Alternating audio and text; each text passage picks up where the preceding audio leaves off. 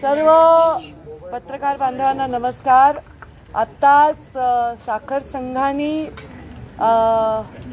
आमच्या पूर्ण ऊसतोड मजूर संघटनांच्या प्रमुखांनी केलेल्या मागणीला पवार साहेबांच्या उपस्थितीमध्ये जी परंपरा अनेक वर्षाची आदरणीय स्वर्गीय गोपीनाथराव मुंडे साहेब आणि शरद पवार साहेब यांच्या लवादाच्या माध्यमातून एखाद्या निर्णयावर जे शिक्कामोर्तब व्हायचं ती परंपरा अत्यंत चांगल्या पद्धतीने राखण्यात आलेली आहे।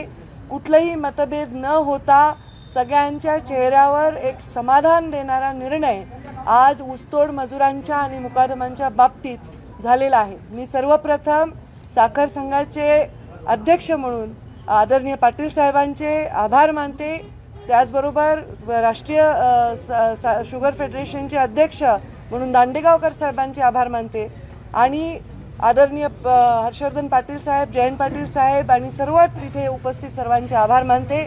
ऊसतोड कामगार संघटनांचे सर्वांचे आभार मानते आणि सर्वात महत्त्वाचं म्हणजे आदरणीय शरद पवार साहेबांचे मनापासून आभार मानते। एवढा दिवसभराचा शेड्यूल असताना देखील त्यांनी संपूर्ण वेळ दिला, प्रत्येकाचं म्हणणं ऐकून घेतलं आणि आमच्या मागणीला न्याय दिला। कुठेही आम्हाला कॉम्प्रोमाइज करायची वेळ आली नाही। मला खूप माझ्या चेहऱ्यावर समाधान दिसत आहे या निर्णयाचं। या निर्णयामुळे 34% ऊसतोड मजुरांच्या मजुरीमध्ये वाढ झालेली आहे, मूळ मजुरीमध्ये, आणि 1% मुकादमांच्या कमिशनमध्ये वाढ झालेली आहे। हा करार ज्या दिवशी संपला त्यापासून म्हणजे रेट्रोस्पेक्टिव्ह इफेक्ट याचा अर्थ ऑक्टोबरपासून याचा इफेक्ट देण्यात येईल, या सीझनपासून देण्यात येईल। आजचा या वर्षीचा सीझन, त्याच्या पुढच्या वर्षीचा आणि त्याच्या पुढच्या वर्षीचा 3 वर्षासाठी हा करार राहील। प्रथेप्रमाणे यामध्ये काही सूचना करण्यात आल्या होत्या, त्या संघटनांनी मान्य केल्या आहेत। त्याच्यामध्ये काही पैसे मुकादमांकडे किंवा मुकादमांचे मजुरांकडे राहतात तेव्हा पोलिसांच्या आणि कायद्याच्या अडचणीत ते सापडतात, त्याबद्दल एक प्रकारे कायद्यामध्ये सुधारणा करण्यात यावी ही फार महत्त्वाची सूचना आहे। त्या सूचनेचा सर्वांनी स्वीकार केलेला आहे।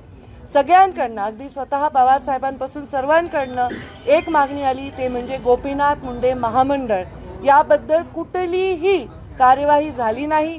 फक्त ते महामंडळ डिक्लेअर झाले, त्याच्यामध्ये कुठल्याही प्रकारचं काम होत नाहीये अशा प्रकारची कॉमन सगळ्यांच्या तक्रार आलेली आहे, ती माझी सुद्धा आहे। यामध्ये जेव्हा 2014 ते 19 मध्ये मला वाटतं कामगार विभागाकडे ते खातं होतं, ते महामंडळ होतं, संभाजी पाटील निलंगेकर तेव्हा मंत्री होते। त्याच्यानंतर सरकार बदलल्यानंतर मला वाटतं समाज कल्याण विभागाकडे दिलं, पण दोन्ही मला वाटतं धनंजयकडे ते खातं काही दिवस ते महामंडळाचं खातं दिलं होतं, पण याच्यामध्ये कुठल्याही प्रकारचं काम नाही झालं। ही सगळ्यांची एकच तक्रार आहे। मुंडे साहेबांचं नाव दिलं त्यामुळे भावना लोकांच्या आहेत, मुकादमांच्या आणि ऊसतोड कामगारांच्या, पण ह्याच्यामध्ये त्यांच्या हिताचं काम व्हायला पाहिजे हा माझाही आग्रह आहे।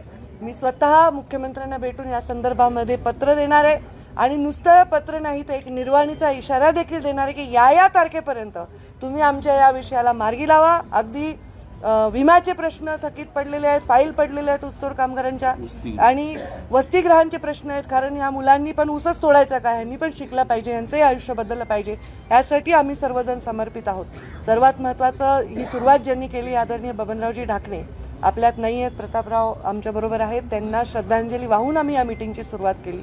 सगळ्या प्रथा परंपरांना पाळत हा व्यवस्थित निर्णय झाला। मी पवार साहेबांचे आणि पूर्ण टीमचे मनापासून आभार मानते।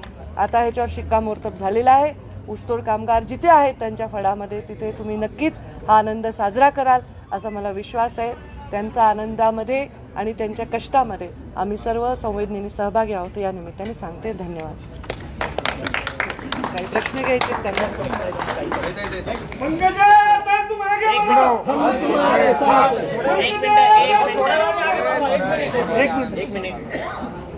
पुणेरी, हा एकदम पुणेरी, ते म्हणतात थोड्या वेळाने आगे बढ़वा, 1 मिनिट थांबा।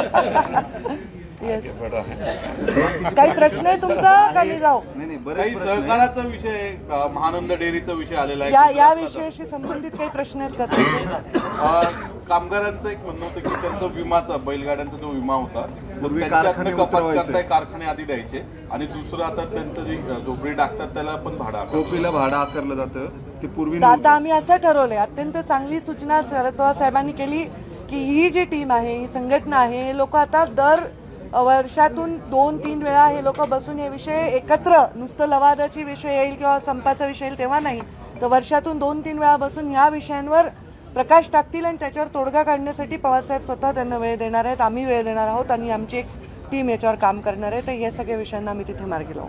ठीक आहे. बाकीचे पॉलिटिकल प्रश्न विचारा, मला उत्तर द्यायचं का नाही मी बघेन.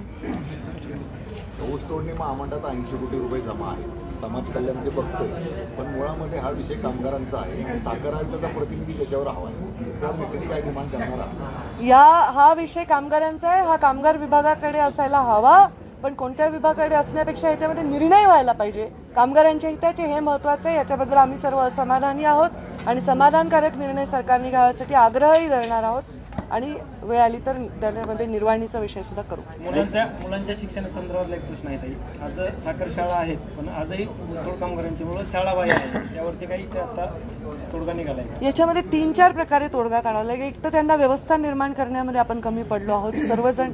दुसरी गोष्ट, त्यांना व्यवस्था निर्माण करून त्याचं प्रबोधन केलं पाहिजे की ही मुलं त्या शाळेमध्ये सुरक्षित आहेत, त्यांचं पोषण व्यवस्थित होतं आहे, त्यांचं शिक्षण व्यवस्थित होतं आहे, ह्याच्यासाठी त्यांच्यापर्यंत पोहोचलं गेलं पाहिजे.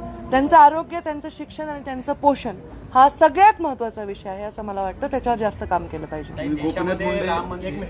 देशामध्ये राम मंदिर आणि राज्यात रामावरून बरंच राजकारण तापलेलं आहे. जितेंद्र आव्हाड यांनी म्हटलं की श्रीराम हे मांसाहारी होते, ते मांसाहार करत होते, त्याच्यावरनं बराच वाद निर्माण झालेला आहे. माझ्या याच्यावर काही प्रतिक्रिया असण्याचं कारण नाही. या अनेक मीडियात अनेक लोक अनेक गोष्टी बोलतात, त्याच्यावर मी प्रतिक्रिया देण्याचं कारण नाही. मी मनापासून आनंदी आहे की अनेक वर्ष जन्मल्यापासून आम्ही जे विषय बघत होतो त्याच्यामध्ये एक सुंदर राम मंदिर तिथे होत आहे आणि रामाचे भक्त म्हणून त्या मंदिराकडे आम्ही नक्की जाऊ. ह्याच्यामध्ये आनंद अनेक समाजातून अनेक लोकांमधून व्यक्त होत आहे आणि एक चांगली गोष्ट आहे, त्याचं स्वागत करतो. बाकी कोण काय म्हणलं हे मी नाही ऐकलं तर त्याच्यावर मी टिप्पणी करण्याचं मला वाटत नाही काही त्याचं माझं कर्तव्य आहे. तुम्ही म्हणताय गोपीनाथ मुंडे महामंडळाचं काम पुढे जात नाहीये, त्याच्यामुळे तुम्ही नाराज आहात. तुम्ही काही करस्पॉन्डन्स केलाय का मुख्यमंत्री? मी नाराज हा शब्द वापरला नाही. तो शब्द मी खूप वर्ष झाले ऐकते. मी असमाधानी आहे.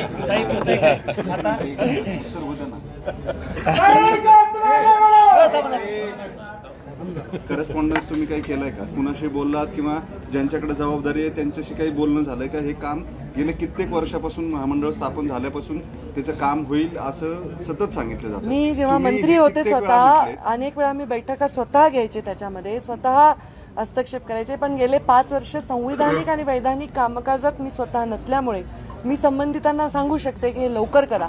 त्याच्या पलीकडे आता काय करता येईल, तर काही वेळाने असं होऊ नये की आम्हाला त्याच्यामध्ये एक वेगळ्या पद्धतीने म्हणजे आंदोलन करावं लागेल की काय अशी परिस्थिती निर्माण होऊ नये.